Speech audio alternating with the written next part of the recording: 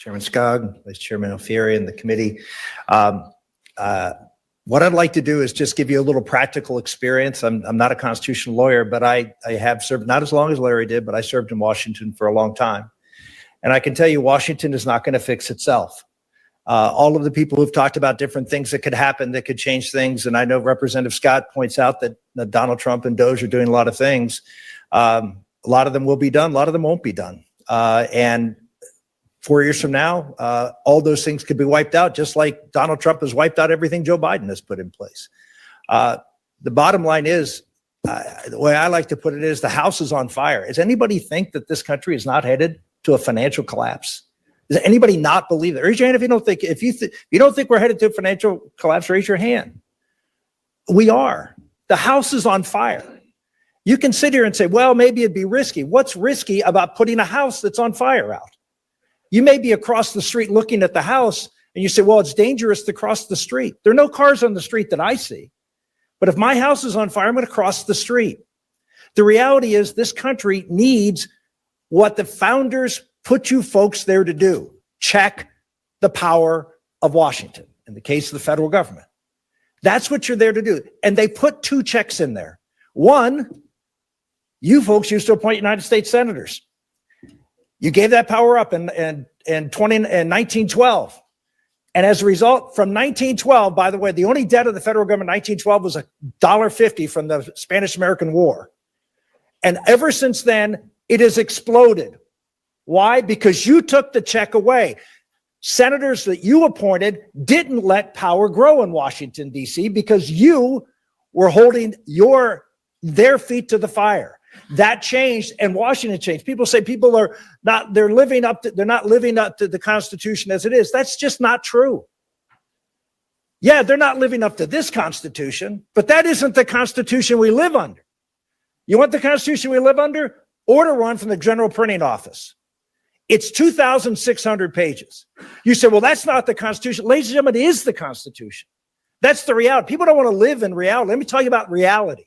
The reality, those are amendments to the Constitution plus Supreme Court cases that have exploded the power of the federal government. People say, don't touch the Constitution. The Constitution has been touched and trampled, not ignored. President Trump is doing things. He's going to get a constitutional test as to whether the court's going to say you can do that or not. It happens all the time. Congress passes law. They're subject to constitutional scrutiny.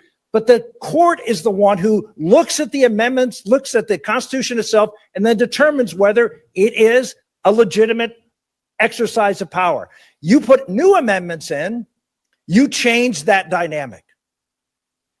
I'm here. I live outside of Washington. If I wanted to, I could spend, I comment on television. I've run for president. I've been a senator.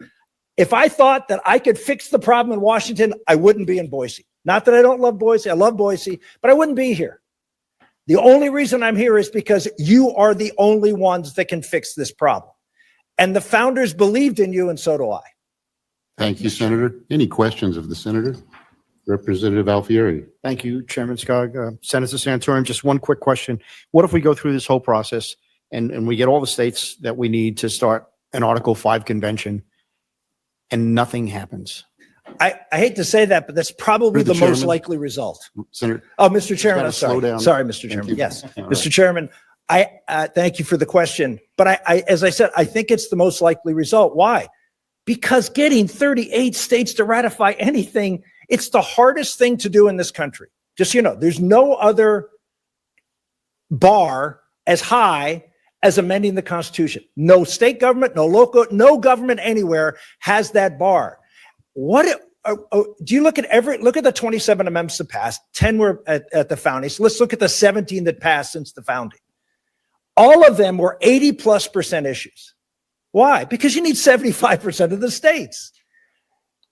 You're not going to have anything that's controversial, left or right, have any chance. And if you're going to a convention, you are the folks who are going to be picked. It'll be state legislators. If you're going there, are you going to propose amendments that have no chance of passing? Of course you're not. You're there to be constructive. You have the responsibility to use, the first time in our country's history, to use the power that the founders gave you These founders who some people call tyrants, I don't. I think they were amazing. And I think, by the way, they did follow their commissions.